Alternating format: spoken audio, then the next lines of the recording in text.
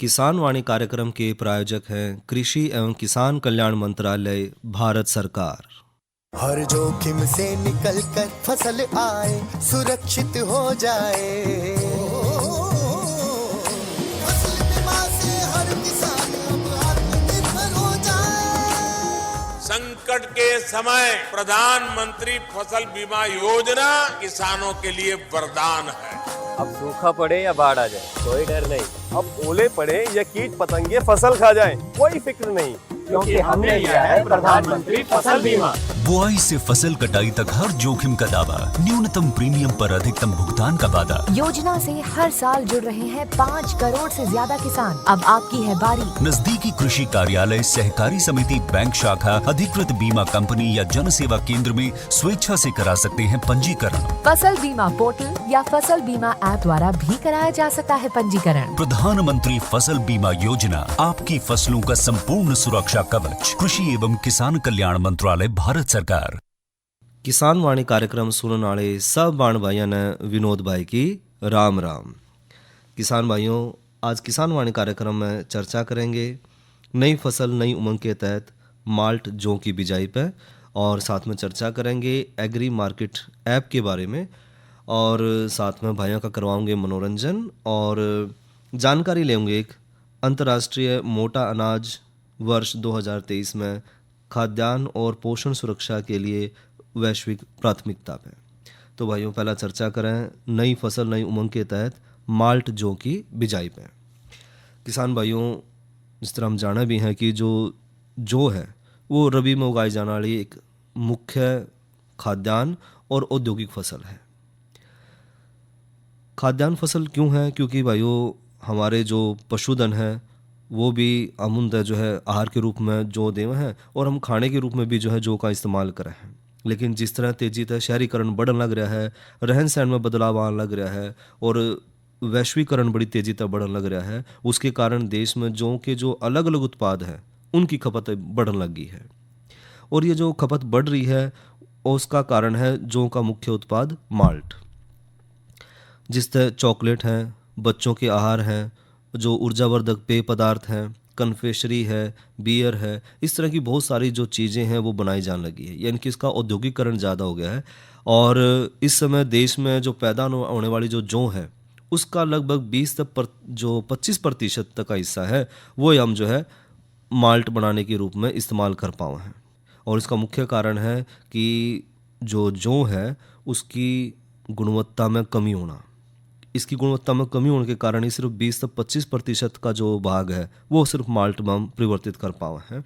तो उत्तम माल्ट गुणवत्ता वाले अगर हमने लेना है तो किसान भाइयों ने एक तो अच्छी किस्म जिसमें माल्ट की मात्रा ज़्यादा है वो, और उन्नत जो सस्य क्रियाएं हैं वो अपनानी पड़ेंगी, जिससे जो हम जौ की फसल का पूरा दाम ले पाएंगे। सबसे पहली चीज़ तो भाइयों ज़मीन की तैयारी। बिजाई तक पहला ज़मीन अच्छी तरह से तैयार कर लें, और इस खातर भाइयों पहली जुताई जो है मिट्टी पलटन वाले हल तय करें, और उसके बाद 2-3 जुताई जरूर करें। और हर जुताई के बाद भाइयों सुहागा जरूर लगावें, ताकि जो मिट्टी है उसमें नमी की मात्रा बरकरार रहे, सुरक्षित रहे। और बात करें उन्नत किस्म का चुनाव, तो माल्ट जौ के उत्पादन खातर भाइयों सही किस्म का चुनाव सबसे ज़रूरी है। और जौ की जो 2 कतारों वाली जो किस्में हैं उनसे जो हमने माल्ट मिला है वो श्रेष्ठ माल्ट मानी जावा है।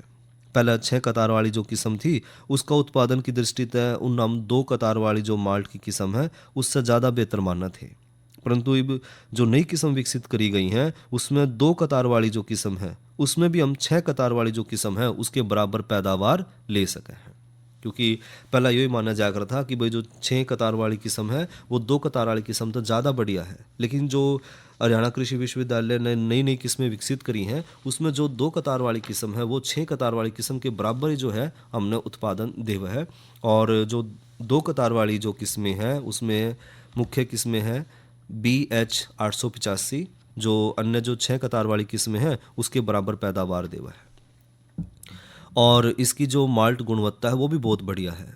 इसके अलावा जो है DWR UB 52, DWR B 73 और DWR UB 64, ये भी जो है माल्ट के लिए बहुत अच्छी किस्म मानी गई है।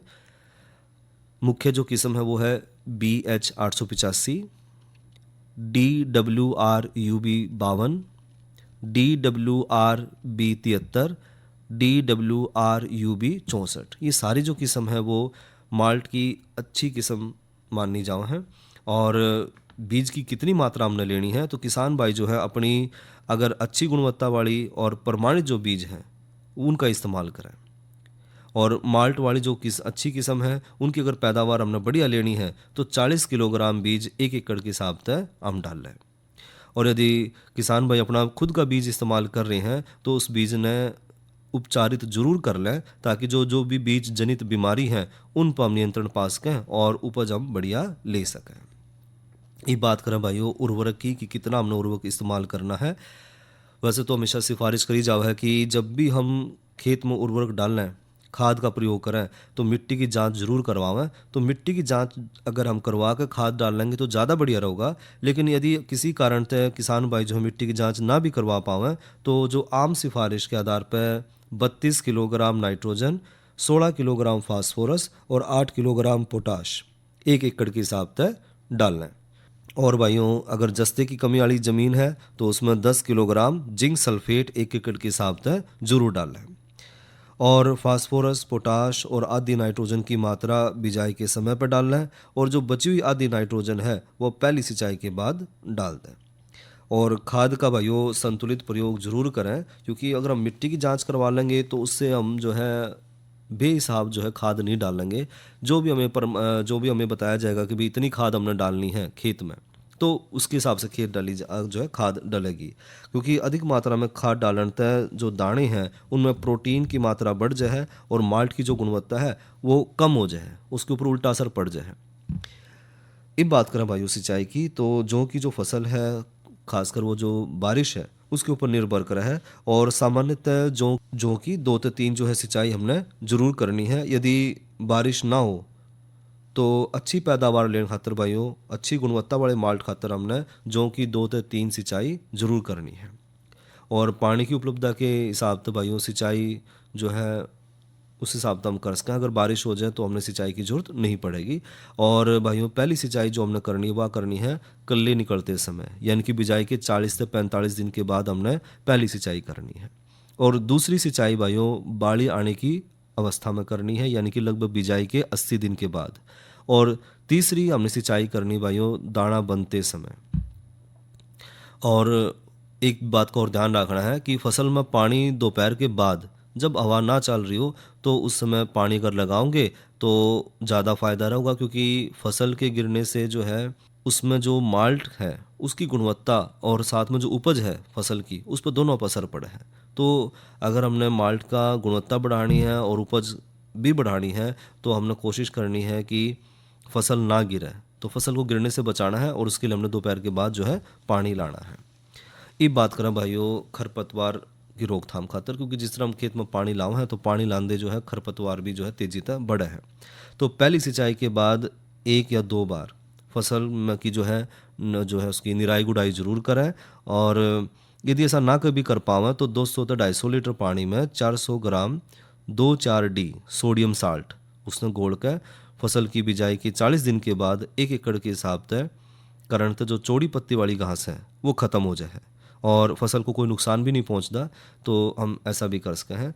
और चौड़ी पत्ती वाले जो खरपतवार हैं उनके नियंत्रण खातर किसान भाई जो है एल-ग्रिप 20 घुलनशील पाउडर या जो घुलनशील दाने हैं साथ में 8 ग्राम और 200 मिलीलीटर सर्फेक्टेंट या फिर 2,4-D अमाइन 58 SL 500 मिलीलीटर या फिर एफिनिटी 40DF 20 ग्राम प्रति एकड़ के हिसाब से 200 लीटर पानी में घोल कर बिजाई के 40 से 45 दिन के बाद इसका छिड़काव करें, तो जो चौड़ी पत्ती वाली खरपतवार है उनने भी किसान भाई नियंत्रित कर सके हैं। और जो घास कुल के जो दूसरे खरपतवार हैं जिस तरह कणकी है, जंगली जई है, लोमड़ घास है, उनको नियंत्रण खातर किसान भाई जो है एक्सियल 5 EC जिसने पिनोक्साइडेन भी कहते हैं और 400 मिलीलीटर प्रति एकड़ के हिसाब से 200 लीटर पानी में घोल कर बिजाई के 40 से 45 दिन के बाद छिड़काव करें, तो घास गुल के जितने भी खरपतवार हैं उन पर भी किसान भाई नियंत्रण पा सके हैं। तो ये तो भाइयों बात करी जो कि उन्नत किस्म यानी कि जो माल्ट जो है उसकी उन्नत खेती किस तरह करें, उसकी उन्नत उपज किसान भाई किस तरह ले सके हैं। और भाइयों साथ के साथ जिक्र कर लें कल के किसान वाणी कार्यक्रम में किन किन विषयों पर हम चर्चा करेंगे। तो कल के कार्यक्रम में चर्चा करेंगे प्रधानमंत्री जन उर्वरक परियोजना पे, और साथ में चर्चा करेंगे नई फसल नई उमंग के तहत चप्पन कद्दू की बिजाई पे।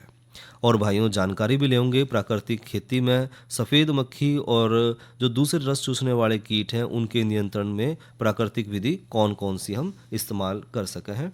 और साथ में जानकारी लेवें मौसम की, और मौसम की जानकारी दे रही हैं डॉक्टर ममता। किसान भाइयों राम राम। मौसम पूर्वानुमान एवं कृषि सलाह के साथ मैं हूं डॉक्टर ममता, मौसम विशेषज्ञ, कृषि विज्ञान केंद्र कुरुक्षेत्र। किसान भाइयों कुरुक्षेत्र जिले का आज का अधिकतम तापमान 22.2 डिग्री सेल्सियस रहा। न्यूनतम तापमान 7.4 डिग्री सेल्सियस रहा। नमी की बात करें तो सुबह और शाम की सापेक्ष आर्द्रता 87 और 38% रही। हवा की रफ्तार 17 किलोमीटर प्रति घंटा रही। अब हम बात करते हैं आने वाले मौसम के पूर्वानुमान की। तो किसान भाइयों 18 दिसंबर तक मौसम आमतौर पर खुश्क और साफ रहने का अनुमान है।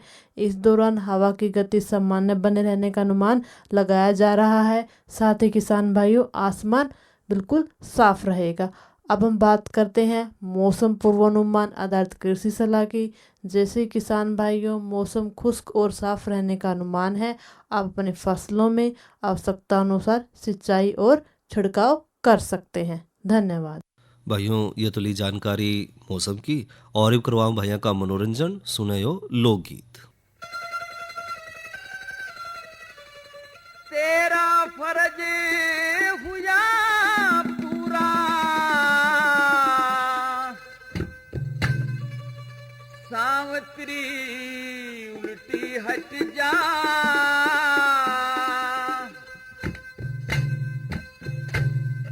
बिना पति के धर्मराज मेरी क्यों करे जिंदगी कटे जा। तेरा फर्ज हुआ पूरा, सावत्री उल्टी हट जा, बिना पति के धर्मराज मेरी क्यों करे जिंदगी कटे जा। सत्यवान के सिवा मांग ले, हर गज भी ना टाल करूं, पहले वचन भरो भगवन में, आगे फिर सवाल करूं। सच्ची सती सावत्री से तू मैं भी तेरा ख्याल करूं, जवान अवस्था जति पति बिन, मोक्ष बता किस डाल करूं। भले बुरे कर्मों का लेखा जो थारे आगे छट जा, छुट्टा मौका जाल जगत में एक दिन तेरा पट जा।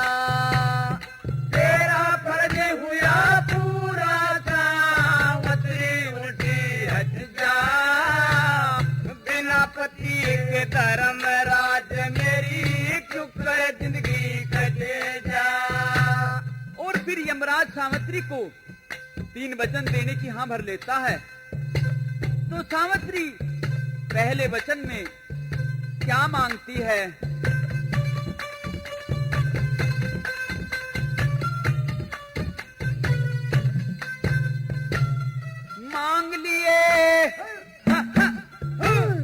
मांग लिए वरदान आज तू, कर ले सती यकीन मेरा, राज मिले और नैन खोल दो, ससुरा ने तरहीन मेरा।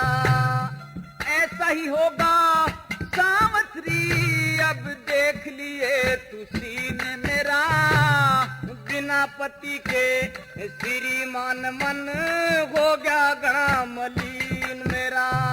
हाँ जीत उसी की होती आई, जो सच के ऊपर डट जा, उस मानस का क्या कर ले दो, कई बात न नट जा। तेरा फर्ज हुआ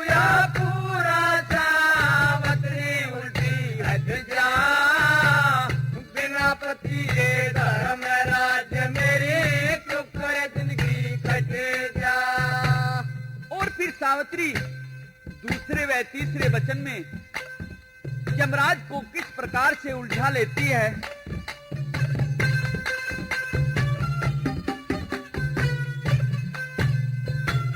सोच फिकर को छोड़ सती जो सारी चिंता दूर करो। दो पुत्र हो मेरे पिता के धर्मराज मंजूर करो। दो भाई तेरे हो जाएंगे खुशी आज भरपूर करो। एक पुत्र हो मेरे उधर से तेजस्वी और सूर करो। देता हूँ वरदान सती सब काया का तेरा दुख कट जा। कैसे होगा पुत्र मेरा जब पति अलहदा पट जा। तेरा फर्ज हुआ पूरा सावत्री उल्टी रच जा। बिना पति के धर्म राज मेरी शुक्र जिंदगी कट जा। लेकिन सावित्री कहती है कि महाराज आप एक तरफ तो मेरे पति के प्राण ले जा रहे हैं और दूसरी ओर मुझे पुत्रवती होने का वरदान देते हैं, तो ये कैसा इंसाफ है। तो यमराज क्या कहते हैं।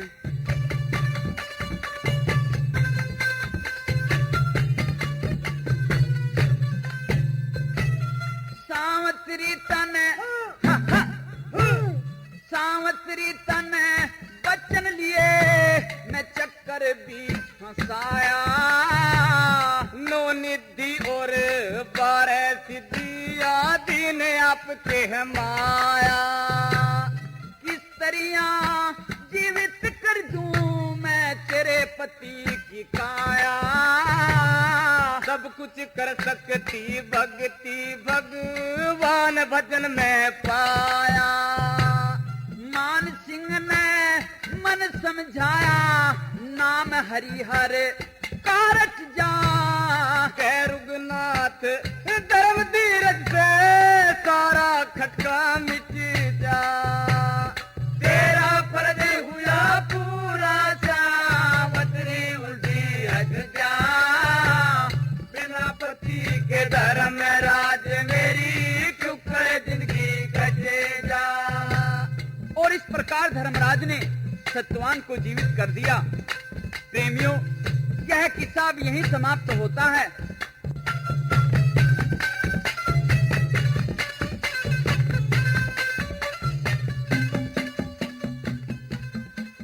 भाइयों ये तो सुना लोकगीत और गायक कलाकार थे करमपाल। और भाइयों ये बात करें एग्री मार्केटिंग ऐप की। एग्री मार्केटिंग ऐप एक ऐसा बाज़ार, एक ऐसी मार्केट जो मोबाइल ऐप के माध्यम से किसान को जो स्थानीय मंडी है और जो देश भर की मंडी है उसमें उसकी पहुंच वहां तक करा सका है। यानी कि हम मोबाइल के माध्यम से ही है पूरे देश की सभी मंडियों के जो भाव हैं वो अपनी फसल के जान सके हैं। और किसान भाई जाने भी हैं कि सही बाज़ार की अगर सूचना और उसकी जो जानकारी किसान भाई ने ना मिले तो उन्हें बहुत नुकसान भी उठाना पड़ा है। और इस मोबाइल ऐप के से जो है किसान भाई बाज़ार के भाव के बारे में सूचना लेकर और अपना निर्णय ले सकें हैं कि उसने अपनी फसल कहाँ बेचनी है, अपने उत्पाद को कहाँ लेकर जाना है, कहाँ उसने उसका उचित मूल्य मिलेगा। और साथ ही भाइयों यह ऐप जो है किसानों को आसपास के जो फसल हैं उनके मूल्य तभी अवगत कराव है कि इस समय कौन सी फसल का रेट के चल रहा है और इसके हिसाब से वो जो है अगले साल जो अपनी फसल बदल भी सका है कि इस फसल में उसने ज़्यादा लाभ मिल सका है।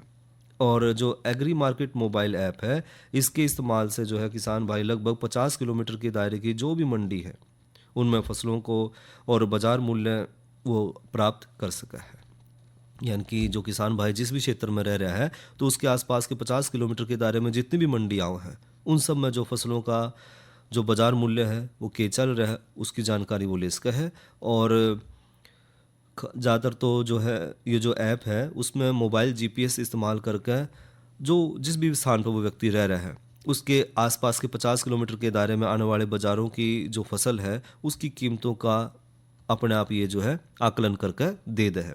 लेकिन अगर कोई भाई जीपीएस लोकेशन अपनी इस्तेमाल नहीं भी करना चाह रहा है तो भी किसी अन्य बाजार और फसल के मूल्य को प्राप्त करने के लिए भी इसमें विकल्प मौजूद है और आसपास की जो मंडी है उनके रेट भी वो पता कर सके इसके माध्यम से। साथ ही भाइयों जो एग्री मार्केट मोबाइल ऐप है, इस ऐप के माध्यम से इसमें जो हमें ई नाम के नाम से भी जाना है, क्योंकि ये एक ऑनलाइन जो मंडी है वो किसान भाइयों के हित के लिए ही बढ़ाई गई है ताकि जो किसान भाइयों की आमदनी है वो दुगनी करी जा सके।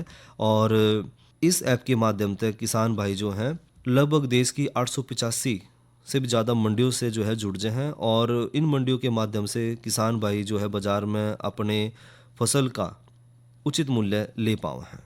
ई नाम जो है पूरे देश में जो भी एग्री मार्केटिंग कमेटी हैं उनके नेटवर्क में जोड़ने का काम भी कर है और इसका मकसद जो है खेती बाड़ी के जितने भी उत्पाद हैं उन राष्ट्रीय स्तर पर उचित बाजार किसान भाइयों तक उपलब्ध कराना है, जिससे किसान भाइयों को उनकी फसल की एवज में बिल्कुल सही रकम सही दाम मिल सके।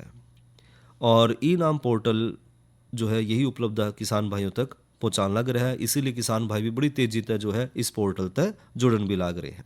ये जो पोर्टल है इसका सबसे बड़ा फ़ायदा ये है कि मान लो एक किसान भाई जो है वो अम्बाड़ा का है और वो इस ऑनलाइन मंडी के माध्यम से यानी कि जो एग्री मार्केटिंग ऐप है इसके माध्यम से जान सका है कि भाई उसकी फसल का सबसे ज़्यादा मूल्य पानीपत में मिल रहा है, तो वो अपनी उपज जो है कृषि उपज है वो मार्केटिंग करना उसके लिए आसान हो जाएगा, अपना सामान वहाँ तक पहुँचाना उसके लिए आसान हो जाएगा और वो इस पर ज़्यादा लाभ भी ले सके हैं। तो बात करें किसान भाई जो है इस ऐप से क्या क्या लाभ उठा सके हैं, तो एक जो सबसे पहला लाभ है वो है देश के अलग अलग राज्य के किसानों को एक सही मंडी का मिलना, जिसमें उनकी फसल के एवज में उन्हें बिल्कुल सही जो है उचित रकम उचित दाम मिल सके। और भाइयों इस पोर्टल के माध्यम से इस ऐप के माध्यम की सहायता से जो किसान भाई है वो किसान और ख़रीदार उनके बीच में कोई दलाल नहीं रहता, यानी कि किसान भाई जो है सीधा अपनी फसल जो है खरीदार को बेच सके है। और किसान और व्यापारी के बीच जो है इस कारोबार में जो हमारी जो स्थानीय मंडी है उनके ऊपर भी कोई नुकसान नहीं पहुंचता, क्योंकि जो सारा माल है जो भी सारी उपज है फसल है वो सारी इन्हीं मंडियों के माध्यम से होकर गुजरा है और किसान भाइयों को उनकी फसल का जो उचित मूल्य है वो भी मिलेगा। साथ ही साथ जो बिचौलिए है वो वाला जो एक हिस्सा बिचौलिया ले जाता वो हिस्सा भी जो है किसान भाई ने मिलेगा, जिससे किसान भाइयों को अगली फसल के लिए प्रोत्साहन भी मिला है और उनकी आय में भी बढ़ोतरी हुआ है।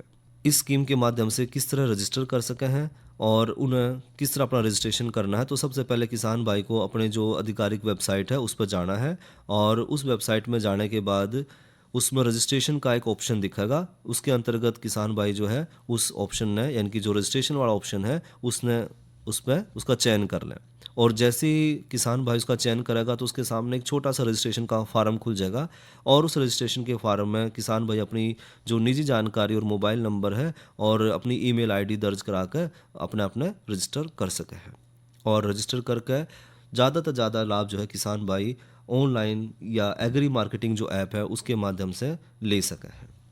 और साथ में भाइयों लेवें जानकारी अंतर्राष्ट्रीय मोटा अनाज वर्ष 2023 में खाद्यान्न और पोषण सुरक्षा के लिए वैश्विक प्राथमिकता पे। भाइयों जिस तरह हम सब जाना है कि अगला वर्ष 2023 जो है हम मोटे अनाज वर्ष के रूप में मनाने जा रहे हैं और इसकी जो स्वीकृति है वो संयुक्त राष्ट्र महासभा की सभा ने भी दी है और अंतर्राष्ट्रीय बाजार वर्ष की घोषणा के लिए अगस्त 2018 में DGAFO को पहले पत्र भेजा गया और अक्टूबर 2018 में AFO ने कृषि संबंधी जितनी भी 26वीं समिति थी उसमें इस प्रस्ताव को उन्होंने स्वीकार करा और इस प्रस्ताव को 160 देशों के द्वारा समर्थन मिला और दिसंबर 2018 में परिषद FAO ने इसको पारित कर दिया और इस प्रस्ताव में जो स्वीकृति है जो है उसमें अनुसूचित जनजाति और जो दूसरे समसायिक थे जून 2019 में AFO ने इस सम्मेलन में इसको शामिल करा और इसको स्वीकृति दे दी और संयुक्त राष्ट्र संघ की जो महासभा है